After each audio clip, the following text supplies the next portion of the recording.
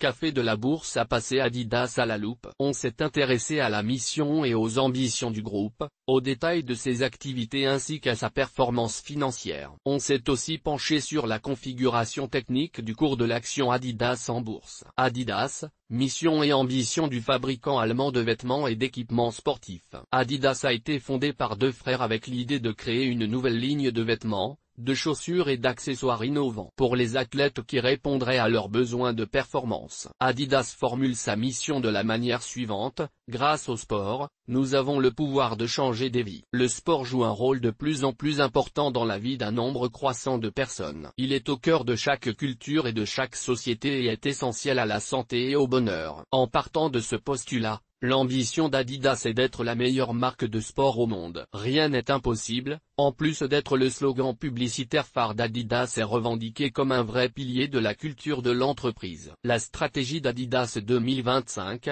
Own the Game. En mars 2021, Adidas a présenté aux investisseurs sa stratégie 2025 intitulée Own the Game. Elle présente un certain nombre de résultats attendus du groupe. L'accent est mis sur la crédibilité de la marque, l'expérience du consommateur et la durabilité. Le modèle commercial sera majoritairement basé sur la vente directe. La part de l'e-commerce devrait doubler pour atteindre entre 8 et 9 milliards d'euros. Enfin, 9 articles Adidas sur 10 seront durables. Les ambitions financières sont d'augmenter le chiffre d'affaires à un taux compris entre 8 et 10% par an en moyenne entre 2021 et 2025. La marge opérationnelle, quant à elle, devrait atteindre un niveau compris entre 12% et 14%. Enfin, l'augmentation du bénéfice net est anticipée à un taux compris entre 16% et 18% par an en moyenne entre 2021 et 2025. Quels sont les produits vendus par Adidas? Adidas figure parmi les leaders mondiaux de la conception, de la fabrication et de la commercialisation de chaussures,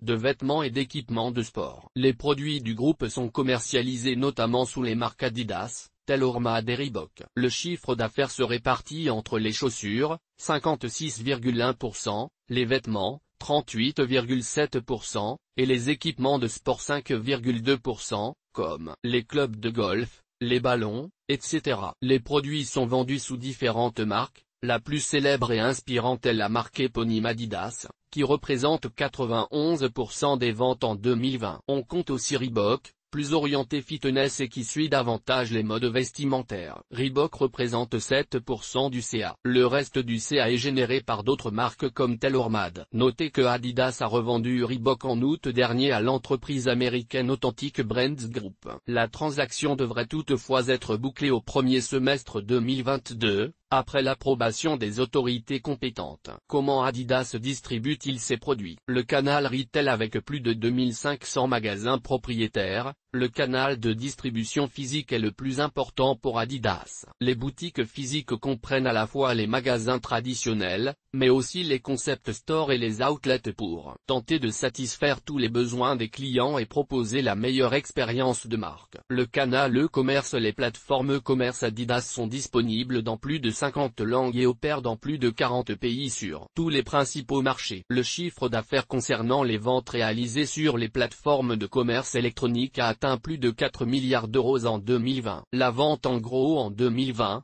la majorité des consommateurs ont acheté des articles de sport dans un environnement de vente en gros multimarque. La vente en gros est un canal important pour la marque afin d'atteindre les consommateurs. Le principal objectif dans le secteur de la vente en gros est de gagner des parts de marché dans les points de contact critiques avec les consommateurs en ligne et hors ligne. Répartition géographique du CA. La répartition géographique du CA est la suivante: Europe 27,7%, Russie, 2,9%, Asie-Pacifique, 33,7%, Amérique du Nord 24,8%, Amérique latine 5,8%, et autres 5,1%. Analyse fondamentale de l'action Adidas. Pour l'annonce des résultats du troisième trimestre 2021, le PDG d'Adidas, Kasper Rorsted, a déclaré qu'Adidas a obtenu de bons résultats dans un environnement caractérisé par de graves difficultés tant du côté de l'offre que de la demande. Grâce à des lancements de produits réussis, nous enregistrons un fort dynamisme du chiffre d'affaires sur tous les marchés qui fonctionnent sans perturbation majeure. En même temps,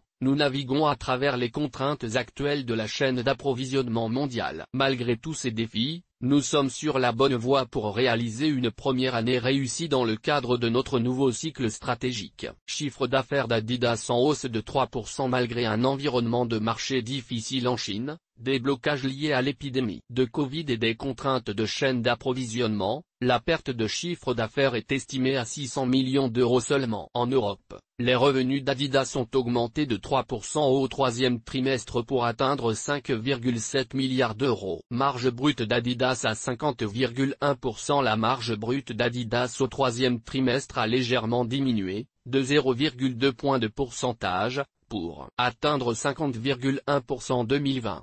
50,3%, malgré les effets positifs d'une augmentation significative des ventes à prix plein, en raison de l'impact négatif des fluctuations des taux de change, de l'augmentation significative des coûts de la chaîne d'approvisionnement, ainsi que d'un mix de marché moins favorable. Résultat opérationnel d'Adidas à 672 millions d'euros. Le bénéfice d'exploitation de la société a atteint un niveau de 672 millions d'euros, 2020. 735 millions d'euros, reflétant une marge d'exploitation de 11,7% 2020.